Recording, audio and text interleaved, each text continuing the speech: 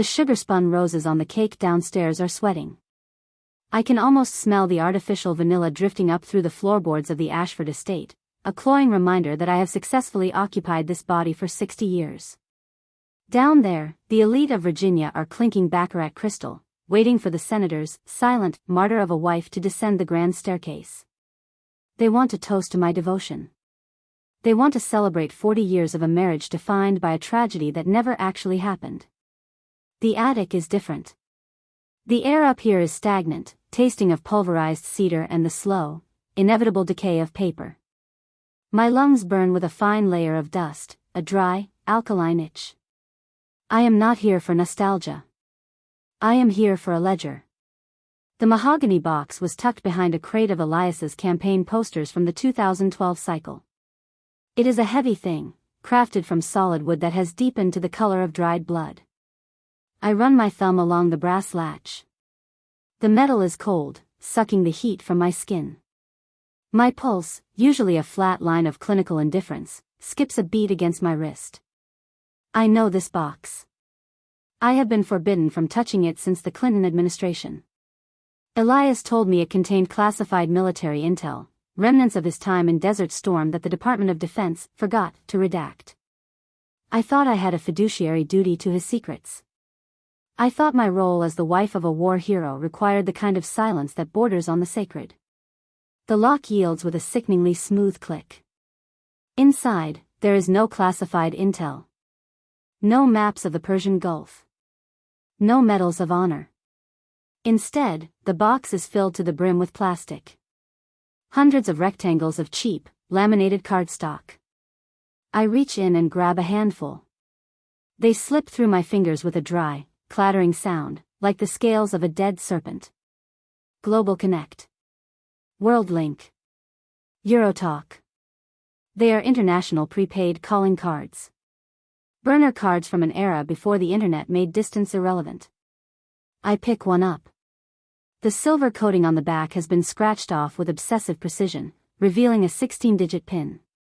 My eyes, still sharp enough to calculate a risk-adjusted return at a glance, scan the handwritten scrawl on the interior of the lid. It's a log. June 14, 1994. 45 minutes. October 2, 1997. 60 minutes. August 12, 2005. 90 minutes. The entries span 4 decades. I begin to count the cards, my fingers moving with the mechanical efficiency of a bank teller. 10. 50. 100. 300. By the time I reach 500, my hands are shaking so violently that the cards spill onto the dusty floor. I calculate the math in the dark theater of my mind. At 1990s rates, 500 cards represent over $10,000 in untraceable international calls. Elias has been a mute since 1992. The official story, the one that got him elected to the Senate 3 times, is that a shrapnel wound to the neck during a rescue mission in Iraq severed his vocal cords and rendered him impotent.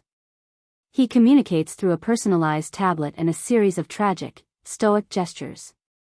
He hasn't spoken a word to me in 40 years. I hear a sound. It's a vibration coming from the dormer window that overlooks the rose garden. I crawl toward the glass, the dust caking on the knees of my silk Armani trousers. I look down. Senator Elias Thorne is standing by the fountain, away from the guests. The moon catches the silver at his temples, making him look like a statue of a statesman. He is holding a modern cell phone to his ear, an iPhone 15 Pro, the latest model. His face is not the face of a mute. The sound doesn't reach me through the glass, but the visual is a physical blow to my solar plexus. His shoulders are shaking with mirth. He leans against the marble fountain, his posture relaxed, intimate.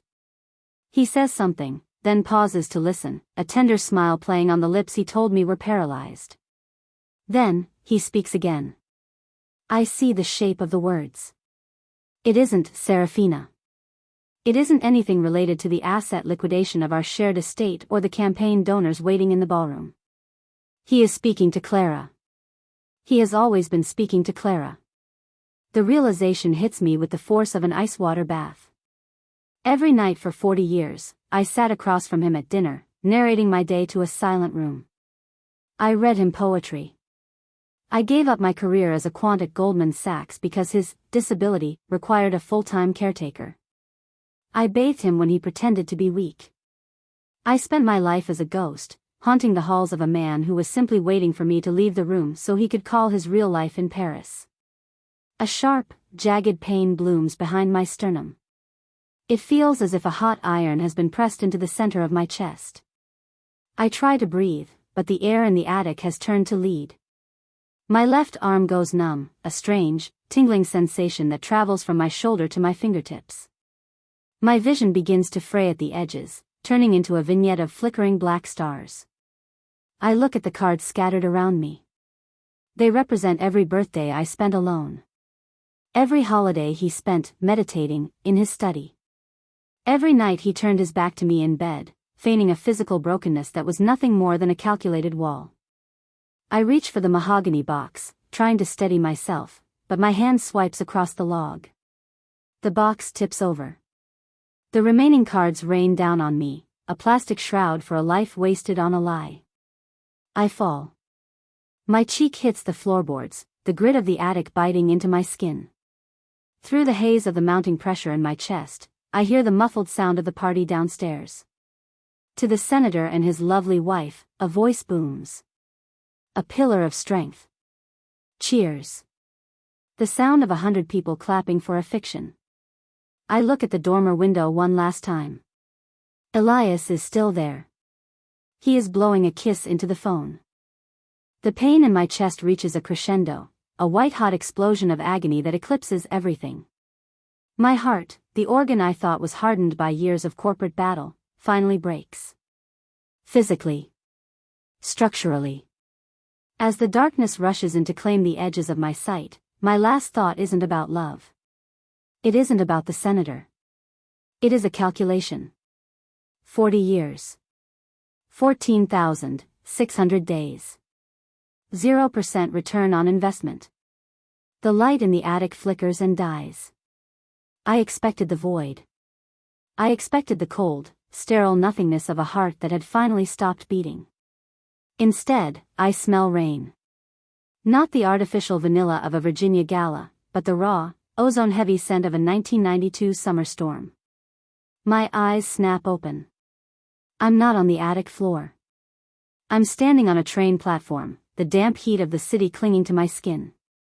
In my hand is a single, one-way ticket to Palo Alto.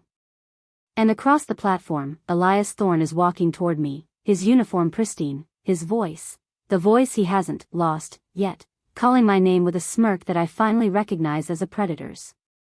The humidity of the 1992 Virginia summer hits me like a wet wool blanket. It is heavy, suffocating, and smells of ozone and diesel exhaust.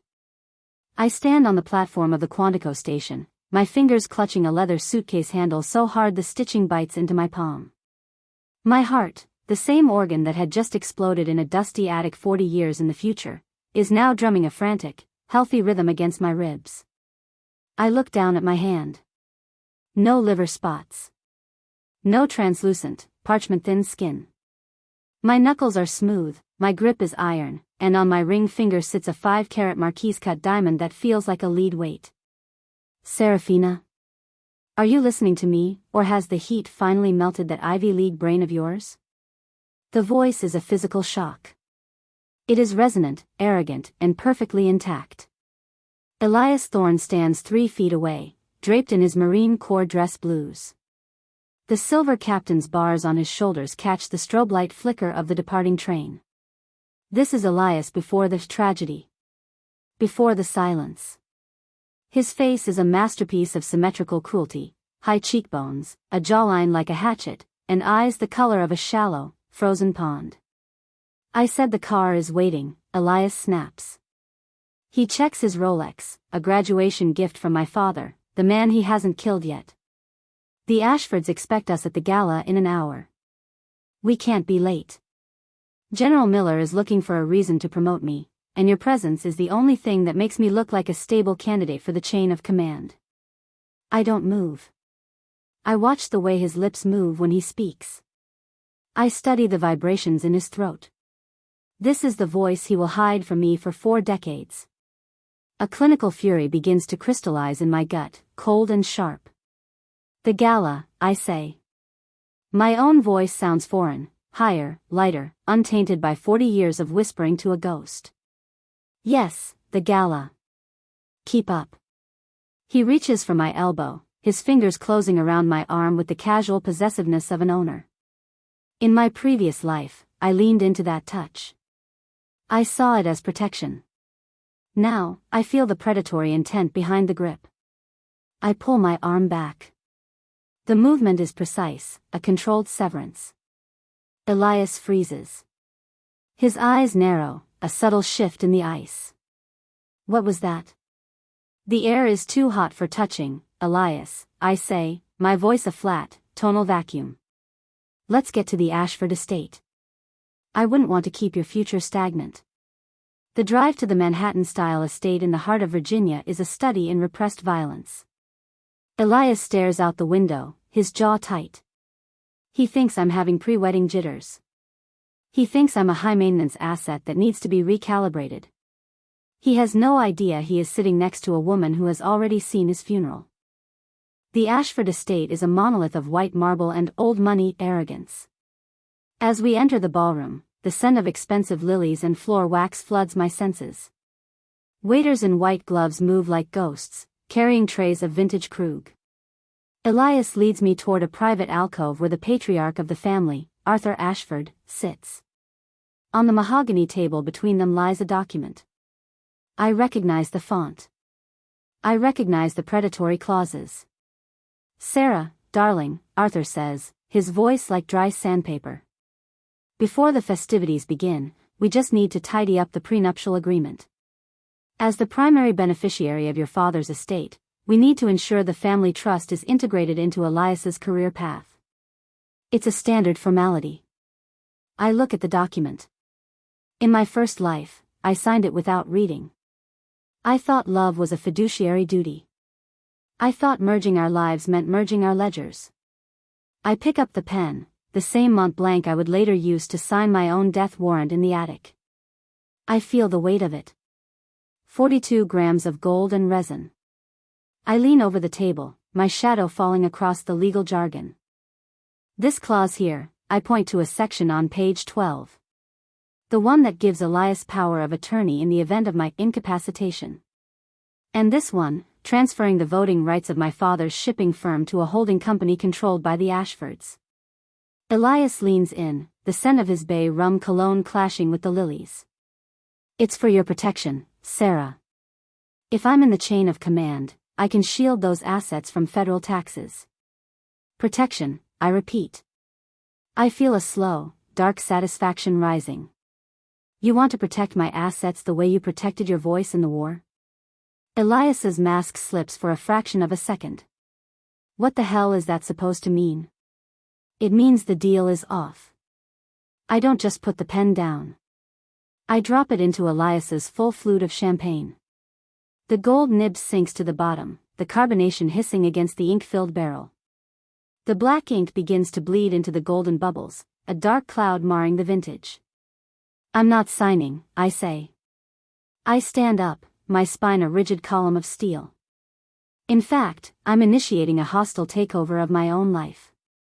Arthur, Elias is no longer a representative of the Vance estate. Effective immediately. The silence that follows is absolute. Elias stands up, his face flushing a deep, mottled purple. He looks around to see if anyone is watching. His reputation is his only currency, and I just devalued it to 0. Keep the ring, Elias, I whisper, leaning in so close I can see the sweat beaded on his upper lip. Use it to pay for the calling cards you're going to need. I hear Paris is expensive this time of year. I turn and walk away. Every step I take is a calculated strike against the floor. I don't look back. I can feel the heat of his gaze on my back, a dying star of a man who just realized his silent martyr has found her voice, and it's a roar. As I reach the heavy oak doors of the ballroom, I feel the first drop of rain from the brewing storm outside. I have $5,000 in a private account Elias doesn't know about yet, the last of my mother's jewelry sales. It's not much, but in 1992, it's enough to buy a ticket to California and the first server for an empire he can't even imagine.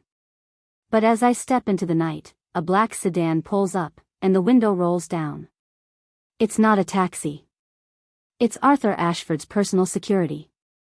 "Miss Vance," the driver says, his hand resting near his holster. "The senator says you aren't allowed to leave. For your own safety." New York City in the early 90s is a gritty, chrome-edged fever dream. The rain doesn't wash the city, it just turns the soot into a slick, black lacquer. I am sitting in a corner booth at a bistro off Madison Avenue, a place where the social capital is measured by the distance of your table from the door. I have exactly 4 hours before my flight to San Francisco, and my nerves are a series of high-tension wires, humming with a frequency only I can hear. The air in the bistro smells of expensive tobacco, truffle oil, and the desperate ambition of the Upper East Side. I am nursing a black coffee, the porcelain cup of fragile heat against my palms. I am watching the entrance. I knew they would come here. In my first life, Elias raved about the steak tartare at this specific bistro. He called it the only honest meal in Manhattan. It was the place he took me to celebrate our engagement. It was also, as I discovered decades too late, the place where he spent his weekend briefings with Clara. At 1:15 p.m., the door swings open. The brass bells chime, a thin, tinny sound that cuts through the low murmur of the room. Elias Thorne enters first. He is out of his uniform, wearing a charcoal wool overcoat that costs more than a mid-sized sedan. He looks powerful, a man whose future is a foregone conclusion. And tucked under his arm, draped in a cream silk trench coat, is Clara Voss. She is exactly as I remember, yet jarringly younger. Her hair is a calculated mess of blonde curls, her eyes the bright, predatory blue of a jaybird. She isn't a failed actress yet, she is a rising star in the off-Broadway circuit, funded by Elias's diverted campaign contributions. They don't see me. I am a shadow in a corner booth. I watch them be seated at our table. I watch Elias lean in, his hand covering hers. The same hand that, 40 years later, would be clutching a cell phone in a rose garden while I died in an attic. A clinical detachment settles in my chest, precise and freezing. I stand up. My legs feel long, powerful, the muscles of a 22-year-old athlete primed for a strike. I walk toward their table. The floorboards are oak, polished to a mirror finish, and my heels strike them with the rhythmic finality of a gavel. Elias looks up first. The blood drains from his face so quickly it leaves a grayish tint around his mouth. "Serafina? What are you doing here? You should be back at the Ashford estate." "There are security concerns." "The only security concern in this room, Elias, is your reputation risk," I say. My voice is a low, serrated edge. Clara Voss tilts her head, her smile a slow-acting poison. "And you must be the little ward. The one with the daddy issues and the inheritance. Elias told me you were fragile." I don't look at Elias. I look at Clara. I study the way she holds her wine glass, pinky extended, a mimicry of class she hasn't earned. "Fragile," I repeat. I feel the adrenaline surge, a sharp, metallic tang at the back of my throat. Is that what he told you between the calls to Paris? Or was that after he promised you my father's trust fund would back your next show? Clara's smile falters. She sets her glass down with a sharp clack. "You're delusional. Elias, do something about this girl." Elias starts to rise, his hand reaching for my arm. "Sarah, let's step outside. This is beneath you." "Don't touch me," I say. The words are a physical barrier. He flinches. I turn back to Clara. I move into her personal space, the scent of her floral perfume, something cheap disguised as something French, filling my nostrils. "You think you found a golden goose, Clara," I say, leaning down until our faces are inches apart. "But you've actually just signed an NDA with a corpse. Elias Thorne is a dead man walking. He just doesn't know the execution has already started. You little bitch, Clara hisses. She stands up, her hand rising to point a finger at my chest. I don't wait for her to finish the gesture. The slap is a masterpiece of physics and fury. I plant my lead foot, rotating my hips with a fluidity that comes from a lifetime of repressed rage. My right hand travels in a short, explosive arc. The sensation of impact is visceral. My palm meets the soft tissue of her cheek with a sound like a wet towel hitting stone. Crack. Time slows to a crawl. I feel the individual ridges of her skin against my hand. I feel the shockwave travel up my arm, a jolting, electric satisfaction. Clara's head snaps to the side, her curls whipping across her face. A spray of red wine from her glass, knocked over by her flailing arm, blooms across her cream silk trench coat like an arterial spray. The bistro falls into a vacuum of silence. The clatter of china stops. The hum of conversation vanishes. Clara stumbles back into her chair, her hand clutching her face. Her eyes are wide, glassy with a shock that hasn't yet turned into pain. 5 red marks begin to blossom on her pale skin, a perfect map of my fingers. I lean over the table, my shadow eclipsing her. That was for the 40 years I haven't lived yet, I whisper. I turn to Elias. He is frozen, his mouth slightly open, a man watching his carefully constructed world catch fire. He looks at the red marks on his mistress's face, then at the cold, unyielding woman standing before him. He doesn't recognize me. Good. Elias, I say, my voice perfectly flat.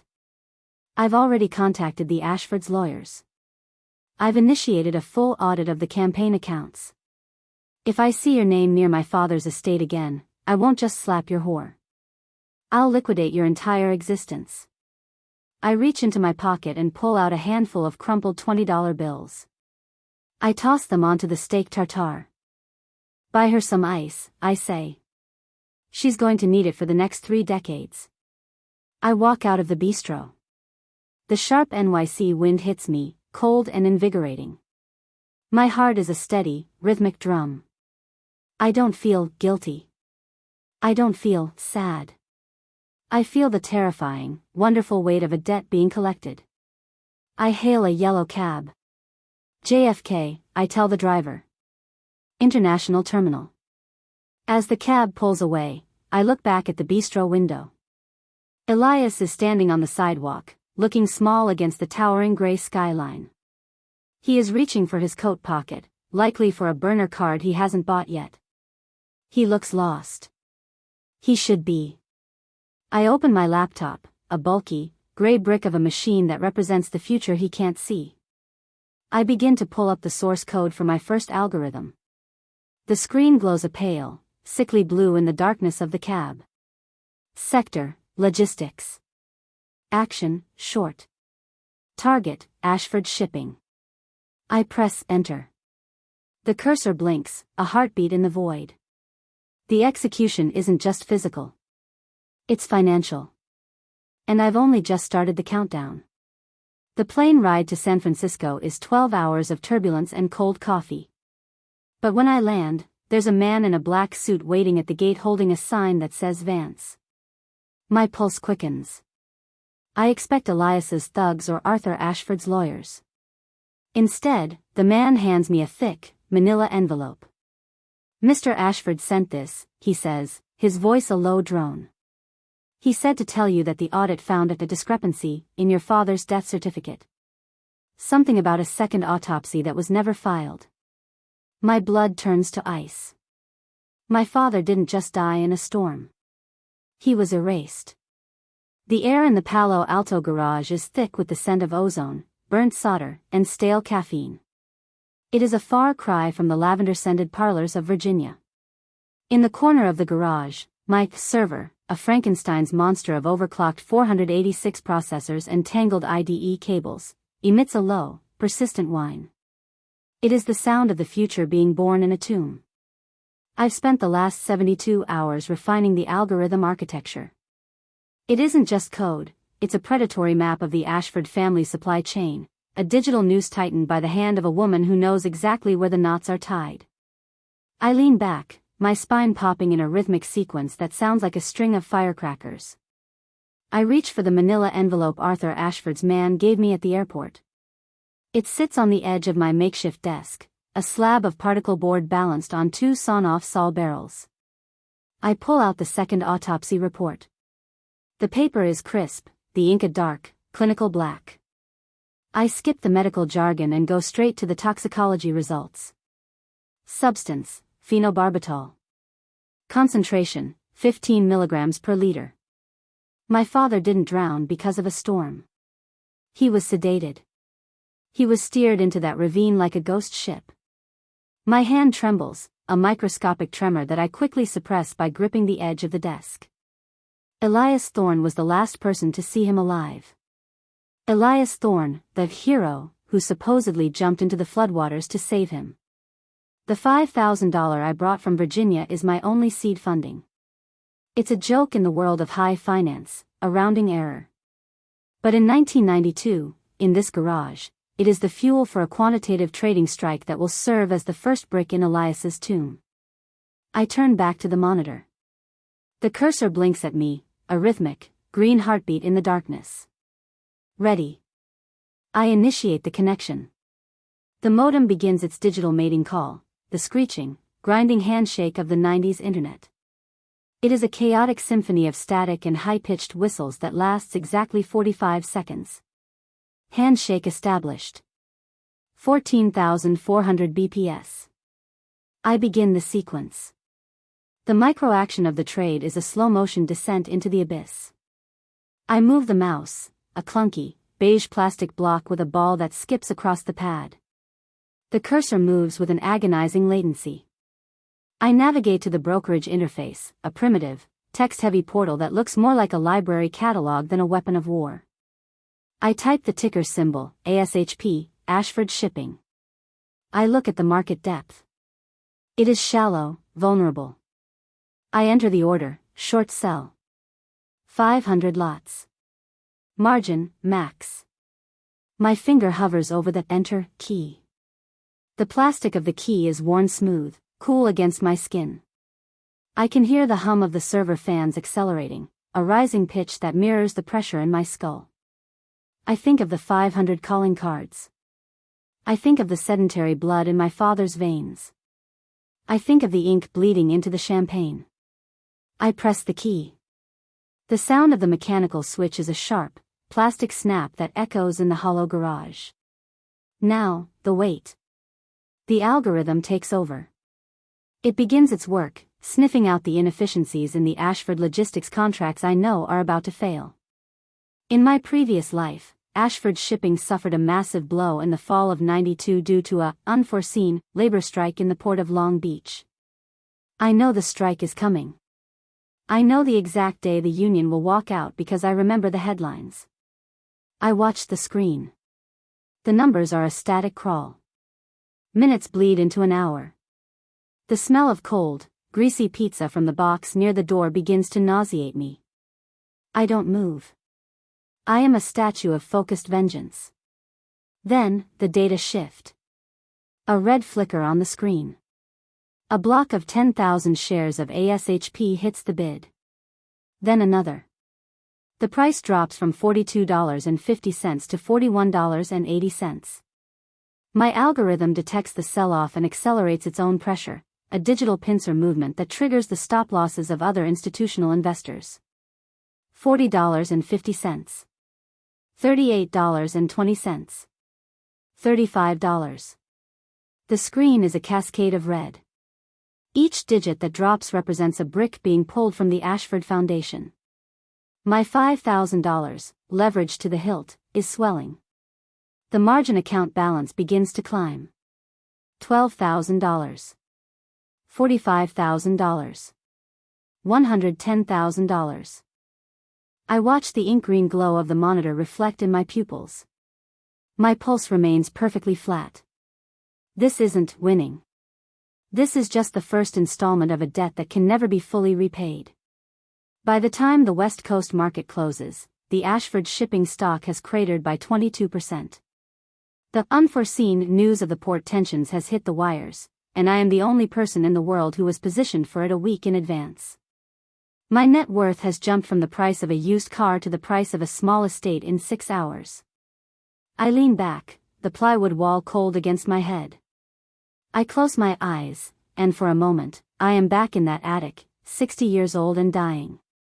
The ghost of that woman, the one who was silent, whispers in my ear, "Don't stop. Burn it all." I reach for a lukewarm bottle of water and take a sip. It tastes like plastic and victory. I pick up the autopsy report again, staring at the name of the medical examiner who signed it. Dr. Julian Vane. I type his name into my search terminal. It's slow. The database is primitive. But as the sun begins to rise over the Palo Alto hills, bleeding a pale, sickly orange through the garage's single window, a result appears. Dr. Julian Vane. Current status, retired. Last known address, the Hamptons, New York. I reach for my phone, a bulky, corded unit that sits on the floor. I dial a number I've memorized from a future that hasn't happened yet. It's a private investigator in New York, a man who specializes in old money secrets. I have a name, I tell him when he picks up. And I have the money. I need to know who paid for Dr. Vane's retirement cottage in 1985. Check the Ashford Family Trust. Check the Thorne campaign accounts. Who is this? The voice on the other end asks, gravelly and suspicious. I'm the woman who's going to make you very rich, I say. I hang up. I look at my server, the fan still spinning, the heat radiating from the motherboard. I am no longer a ward. I am no longer a bride. I am the architect of a catastrophe, and I've only just laid the first floor. I finally fall asleep on a cot in the corner of the garage, the hum of the computer's a lullaby. But at 3 a.m., I am jolted awake by a sound that doesn't belong in Palo Alto. It's the sound of a heavy engine idling, a rhythmic, deep thrum. I look out the small, grimy window. A black Cadillac is parked in the driveway, its headlights cutting through the fog like the eyes of a deep-sea predator. The door opens, and a man in a military trench coat steps out. He's carrying a briefcase, and even in the dark, I recognize the silhouette. It's Elias. He found me. And he isn't alone. The concrete floor of the garage transmits the vibration of the idling Cadillac directly into the soles of my feet. It's a low-frequency hum, a warning from a predator that hasn't yet decided to strike. I stand in the center of the room, the pale green light of my CRT monitor casting long, distorted shadows against the plywood walls. My server, the Frankenstein of processors, is still wheezing, its fans spinning at maximum RPM to cool the motherboard I just pushed to the limit. The door doesn't just open, it is breached. The heavy wood groans on its hinges, and Elias Thorne steps into my sanctuary. He is a study in calculated intimidation. His trench coat is damp from the California fog, the dark wool absorbing the light. Behind him, two men in identical charcoal suits stand like monoliths in the driveway, their faces obscured by the mist. Elias looks around the garage. His gaze lingers on the empty pizza boxes, the tangled web of cables, and finally, me. A smirk, cold and patronizing, tugs at the corner of his mouth, the mouth he will one day claim is paralyzed. "Serafina," he says. His voice is a rich, resonant baritone that vibrates in the stagnant air. You've always had a flair for the dramatic, but this? This is a cry for help. Living in a shed like a common squatter? I don't answer. I move to my desk, my fingers ghosting over the mechanical keyboard. The keys are cool, slightly textured. I can feel the residual heat radiating from the monitor. "I'm here to take you home," he continues, stepping closer.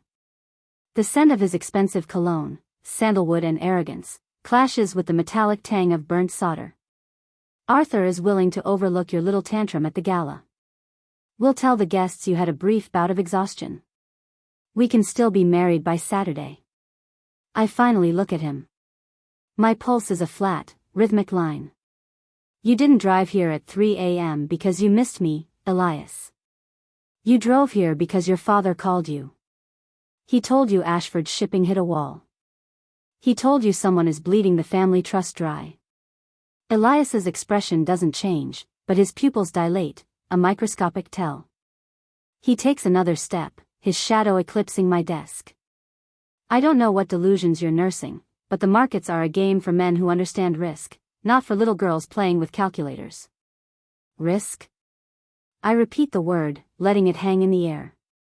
I reach for the mouse. The beige plastic is warm from my palm.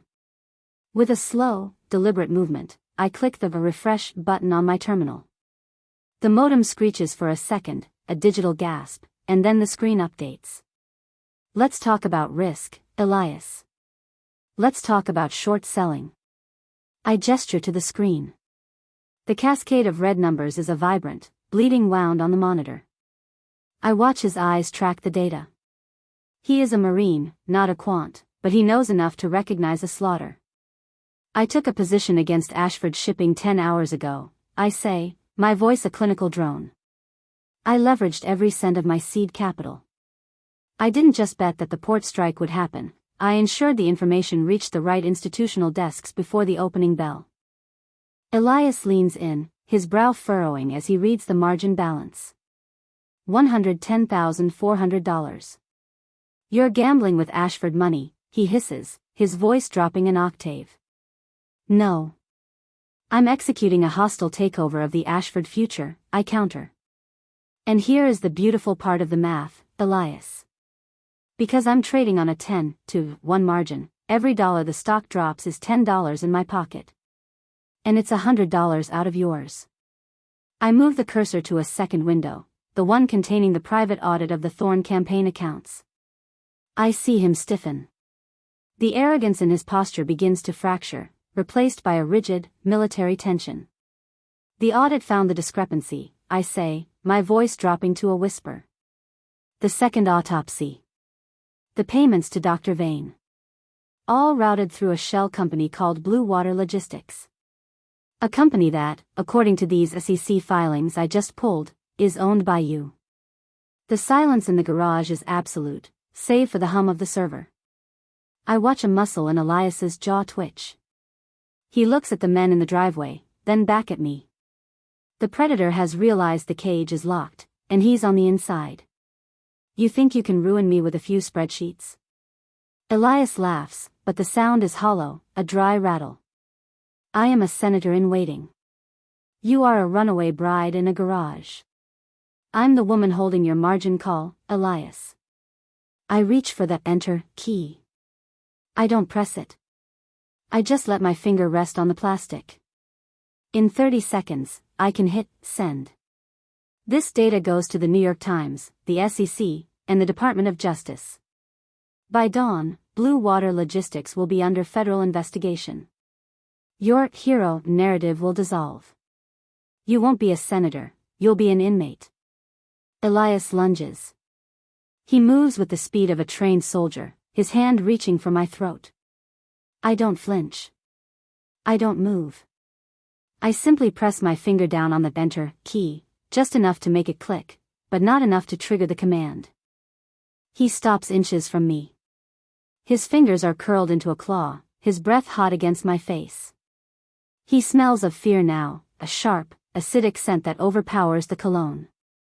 Go ahead, I say, my eyes locked on his. Kill me. Prove that the autopsy report was right. Prove that you're a murderer. But know this, I've set an auto-release. If I don't enter a bypass code every 6 hours, the entire server uploads to 20 different servers across the country. You can't kill a ghost, Elias. And you certainly can't kill a ghost who knows how to code. Elias's hand trembles. He looks at the monitor, then at my finger resting on the key. The power dynamic hasn't just shifted, it has been inverted. He slowly draws his hand back. He straightens his trench coat, but the garment no longer looks like armor. It looks like a shroud. What do you want? He asks. The resonance is gone from his voice. It is thin, reedy, the voice of the mute he will eventually become. I want you to leave, I say. I want you to go back to Virginia and tell Arthur that I am dead to the family. I want you to tell Clara that the money is drying up. And most of all, I want you to live every day knowing that I am out here, in the dark, watching your numbers drop. I stand up, moving around the desk. I am inches from him now, the woman he thought he could silence. This isn't a breakup, Elias. This is a liquidation. I am taking back the 40 years you haven't stolen yet. I turn my back on him. It is the ultimate insult, a total lack of fear. I return to my monitor, my eyes returning to the green glow of the data. Get out of my garage, I say. I don't hear him leave. I only hear the sound of the Cadillac's engine roaring to life, the tires spitting gravel as it peels out of the driveway. I don't look out the window. I simply watch the red cascade on the screen. The Ashford stock just dropped another 2 points. I reach for my coffee cup, cold, bitter, and tasting of victory. My hand is perfectly steady. I have $110,000, the evidence of a murder, and the entire 1990s tech boom ahead of me. The senator is a ghost. I am the one who is finally alive. I spend the rest of the night encrypting the vein files, but as the sun begins to rise, a new window pops up on my screen. It's an encrypted message from an unknown terminal. I saw what you did to Ashford Shipping. Elegant. But you missed the offshore accounts in the Caymans. If you want to truly bury him, you'll need a bigger shovel. Meet me at the Stanford Library, 9 p.m. Come alone if you want to see the real books. I stare at the blinking cursor. Someone else has been watching Elias. And they've been watching me. The year is 1998, and the world is vibrating with the frantic, synthetic energy of the pre-millennium boom. From my office on the 48th floor of the Vance Tower, Manhattan looks like a circuit board made of glass and light. I am 28 years old, and I have spent the last 6 years turning a Palo Alto garage into a multi-billion-dollar fortress. My reflection in the floor-to-ceiling window is a stranger, sharp-edged, draped in charcoal Chanel, my eyes as cold and gray as a winter sea. Elias Thorne is no longer the predator. He is a fly caught in a web of his own greed, and I have spent every second of the last 72 months tightening the silk. On my desk, a sleek flat-panel monitor, a prototype that costs as much as a luxury sedan, displays the real-time movement of the Thorne-Voss joint accounts. Elias is now a senator-elect, the golden boy, of the Virginia GOP. He and Clara Voss married in a ceremony that cost $500,000, money he didn't have. They live in a townhouse on 72nd Street that is a monument to bad taste and mounting debt. I watch the ledger. It's a rhythmic, digital pulse. Transaction, Bergdorf Goodman, $12,400. Transaction, Sotheby's Auction House, $45,000. Transaction, Crystal Cruises, $30,000. The account is a hollow tooth, rotting from the inside. Clara is a parasite with a taste for champagne and European villas, and Elias is so desperate to maintain his perfect statesman facade that he has begun to eat his own tail. I reach for my mouse. The click is a crisp, metallic snap in the silent office. I open a hidden directory labeled Project Icarus. This is the trap I laid 3 months ago. Through a series of offshore shells, I leaked a proprietary defense contract opportunity to Elias's chief of staff. It was a honeypot, a black budget training fund for special operations that didn't exist. Elias, facing a margin call on his personal investments and Clara's demands for a Tuscan estate, finally took the bait. The micro-action of my investigation is a slow, surgical dissection of his ruin. I navigate the federal database I've spent $2 million in consultancy fees to access. I move the cursor with a steady, clinical hand, scrolling through the encrypted logs of the Department of Defense's discretionary spending. I find the entry. April 14, 1998. Transfer, $2,400,000. Origin, Federal Training Grant 77 Alpha. Destination, Voss Thorne Escrow. There it is. Embezzlement. A federal felony. Wire fraud across 3 state lines.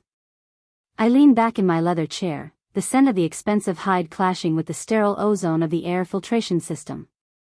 My pulse remains a flat, perfect line. I don't feel a surge of joy. I feel the satisfaction of a mathematician who has finally solved a long, grueling equation. The phone on my desk rings. It's my head of security, a man I hired away from the NSA.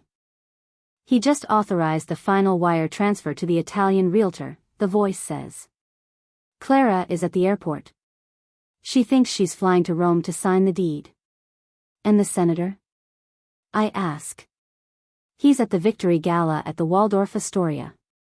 He's about to give his service and sacrifice speech. Perfect, I say. Trigger the SEC indictment. Send the logs to the U.S. Attorney's Office. And make sure the New York Times gets the offshore routing numbers. I want the world to see the ink on his hands before he finishes his first paragraph. I hang up. I stand and walk to the window. The Waldorf Astoria is 10 blocks away. I can almost imagine the scene, the clinking of champagne flutes, the smell of expensive perfume, and Elias Thorne standing at the podium, his voice, that resonant, lying baritone, filling the room with promises of integrity. I return to my desk. This is the moment I have lived for since the attic. I place my finger on the Enter key. The key is cool, slightly concave. My touch is light, almost a caress. I think of the 50 years he stole from me in a future that no longer exists. I think of the silence he used as a cage. I think of my father, sedated and steered into a storm. I press the key. The sound is a tiny, plastic click. A microscopic vibration. In that 1 millisecond, a packet of data travels through the fiber optic lines under Manhattan. It hits the server of the Department of Justice. It pings the desk of a federal judge. It lands in the inbox of a lead investigative reporter.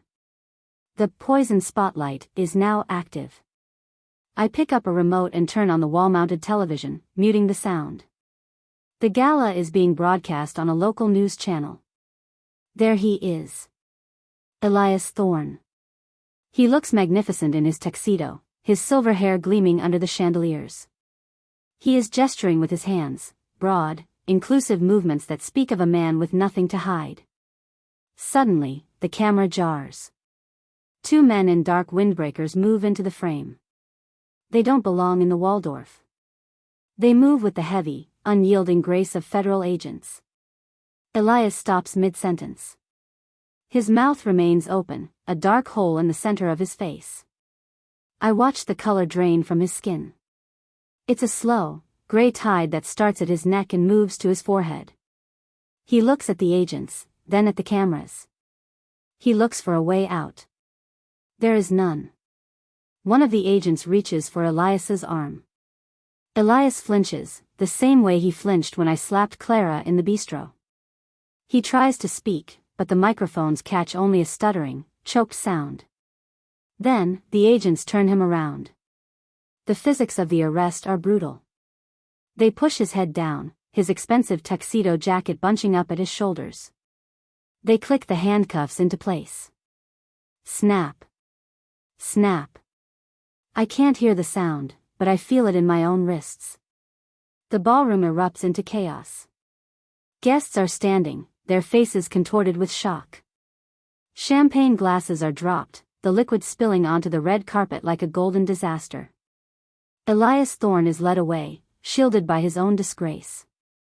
I turn off the television. The room returns to silence. I am alone in the Vance Tower, surrounded by billions of dollars and a silence that I finally own. I reach for a glass of water on my desk. My hand is perfectly steady. I take a sip, the liquid cool and neutral. I have liquidated his reputation. I have frozen his assets. I have turned his white moonlight into a federal witness. But as I look at the dark skyline, I realize the math isn't finished. I have taken his future, but I haven't yet settled the debt of my father's death. The second autopsy report still sits in my safe, a piece of paper that requires a different kind of execution. I am about to call my car when the private elevator dings. The doors slide open, and a woman steps out. She is disheveled, her cream silk trench coat stained with sweat and tears. It's Clara. She didn't make it to Rome. She is holding a small, silver pistol, and her eyes are glazed with the madness of a woman who has lost everything. You, she whispers, her voice a ragged claw. Elias said you were a ghost. But ghosts don't have bank accounts. You killed him. And now, I'm going to make sure you stay dead this time. The air on the 90th floor of the Vance Global Spire is thin, filtered through a carbon scrubbing system that renders it odorless and perfectly temperate. It is the climate of a god. Outside the floor-to-ceiling smart glass, Manhattan is a sprawling tapestry of neon and shadow, but from this height, the sounds of the city, the sirens, the screams, the relentless grind of 8 million souls, are reduced to a silent, flickering movie. I am 60 years old today. It is a significant number. In another life, a life of attic dust and international calling cards, this was the day my heart stopped. I remember the exact texture of the grit against my cheek as I died in the dark. But today, my skin is hydrated, my organs are supported by the best regenerative medicine $300 billion can buy, and my heart, the same organ that once failed, is beating with the steady, measured pace of a high-performance engine. I am no longer a woman. I am a diversified portfolio with a pulse. I sit at my desk, a slab of translucent obsidian that seems to float in the center of the room. On the digital surface of the desk, a series of notifications are scrolling in silent, amber light. Sector update, Ashford Holdings, filed for Chapter 11. Assets frozen. Legal update, Thorne vs. The People, class action settlement finalized. Dispersing funds to defrauded veterans. I watched the data. It is the final cleanup of a war that has lasted half my life. The Ashfords, once the old money titans of the Atlantic, are now a case study in corporate rot. I spent a decade systematically shorting their infrastructure, buyback by buyback, until the family trust was nothing more than a collection of bad debt and historical shame. The door to my office slides open with a whisper of magnetic tracks. My chief of staff, a woman who moves with the clinical precision of a surgeon, enters. She places a single sheet of paper on the obsidian. It's not a digital file. It's physical, a heavy, cream-colored parchment. The final settlement for the Donovan Foundation, she says. It's ready for your signature. I look at the paper. This is the foundation I built in my father's name. It provides legal and financial aid to military families who were exploited by the Thorne administration. It is the ultimate irony, using the fortune I stripped from Elias to heal the wounds he inflicted. I reach for my pen. It is the same Mont Blanc I carried out of that garage in 1992. The resin is scratched, the gold nib slightly worn, but it is the only object that has traveled with me through both timelines. I slow my breathing. I want to feel the weight of this moment. The pen is 42 grams. I feel the individual ridges of the grip against my fingers. I lower the nib to the parchment. The sound is a microscopic rasp, the friction of gold against fiber. I watch the ink, a deep, archival blue, seep into the paper. It forms my name, Serafina Vance. With this stroke, the last of the Thorne campaign funds are legally dissolved. The money that was supposed to buy Elias a legacy has been transformed into a perpetual machine for his victims. A cold, solid satisfaction anchors itself in my solar plexus. It isn't a feeling. It's a state of being. Is there anything else? I ask, my voice a low, resonant baritone that carries the authority of a decade of boardrooms. One thing, she says, her eyes neutral. The request for the 2028 gala. The venue has requested a security sweep. There's a man, a former service member. He's been working the underground garage detail for the last year. He's been asking to see you. I don't need to ask for a name. I can feel the temperature in the room drop by a single, sharp degree. I'll be at the gala, I say. But I have no interest in the garage. Have the car ready at 7 p.m. She nods and exits. I turn my chair back to the window. In 1998, when Clara Voss burst into my office with a silver pistol, I didn't scream. I didn't plead. I simply watched her, my pulse flat, as the security team I'd already alerted tackled her to the ground. She didn't want to kill me, she wanted to be me. She wanted the power, the money, the life she thought I'd stolen from her. She spent the next 20 years in a state-run psychiatric facility, writing letters to a senator who never replied. Elias. After his release from federal prison in 2010, the golden boy became a ghost. He was stripped of his rank, his pension, and his voice. The world moved on, the tech boom he couldn't understand turning into an AI revolution that rendered his brand of old-world politics obsolete. He became a footnote in a history book I wrote. I stand up and walk to a small, hidden safe in the wall. I enter the code, the date of my father's death. Inside is the second autopsy report. The paper is yellowed now, the ink slightly faded. For 35 years, I have kept this as my dark North Star. It was the proof of the murder, the fuel for my fire. I hold the paper between my thumb and forefinger. I feel the texture of the old parchment. I realize I don't need it anymore. The debt isn't just paid. The account is closed. Elias Thorne isn't just ruined, he is irrelevant. And in the world of power, irrelevance is a fate far worse than death. I walk to the small fireplace in the corner of the office, a luxury intended for atmospheric effect. I toss the report into the embers. I watch the flames lick the edges of the paper, the chemical reaction turning the toxicology results into a bright, flickering orange. The name Senator Elias Thorne curls and turns to ash. The concentration of phenobarbital vanishes into smoke. I watch the fire until there is nothing left but gray flakes. I feel a lightness in my chest, a physical sensation of a weight being lifted from my sternum. For the first time in 2 lifetimes, I am not looking back. I check my watch. 6:45 p.m. I pick up my coat, a structured, midnight blue cashmere that feels like a shield. I walk to my private elevator. As the doors slide shut, I catch my reflection in the polished chrome. I look at the woman I have become. I am 60. I am powerful. And I am entirely, gloriously alone.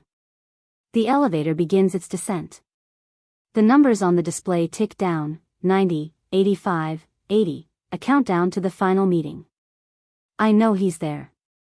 I know he's waiting in the dark, damp air of the garage, hoping for a crumb of the life he threw away. He thinks he can offer an apology. He thinks he can find a way back into the story. He has no idea the story is already over. The elevator reaches the basement with a soft, pneumatic thud. The doors slide open to the underground garage, a place of cold concrete and the smell of expensive tires. My security detail is already standing by the car, their faces obscured by the shadows. But as I step out, a figure moves from behind a pillar. He's wearing a tattered green jacket, his face a map of regret and decades of hard living. Sarah, a voice croaks, a voice that hasn't been used in years. I stop. I don't look at his face. I look at the way he's holding his hat in his hands, like a beggar at a feast. The underground garage of the Vance Global Spire is a cathedral of cold concrete and the spent breath of high-performance engines. The air is stagnant, tasting of ozone and expensive rubber. I stand by the rear door of my custom-armored EV, my heels echoing against the epoxy-coated floor with the rhythmic finality of a heartbeat. The sound is sharp, clinical, cutting through the low-frequency hum of the building's ventilation system. Across the hood of the car, a figure emerges from the shadows of pillar C-14. In my first life, this man was a god. In 1992, Elias Thorne was a masterpiece of military precision, a man whose every gesture carried the weight of the chain of command. Now, 36 years later, he is a ruin. He is a ghost of a 1992 summer storm, preserved in a jar of cheap tobacco and decades of failure. He is wearing the tattered green uniform of a private security firm, the fabric pilling at the collar, the brass buttons tarnished to the color of wet earth. He stops 6 feet away. The distance is a canyon. "Sarah," he says. The voice is a ragged claw.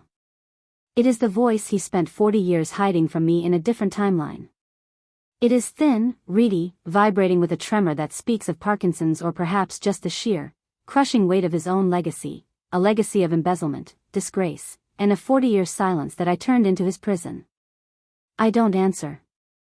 I study him with the same detachment I use to review a failing subsidiary's quarterly report. I watch the way his hands tremble as he removes his cap. I note the deep, sun-damaged fissures in his skin, the map of a man who spent his prime years in a federal yard instead of a senator's office. I saw the news, he croaks, gesturing vaguely toward the ceiling, toward the 90 floors of power above us. The Philanthropy Award.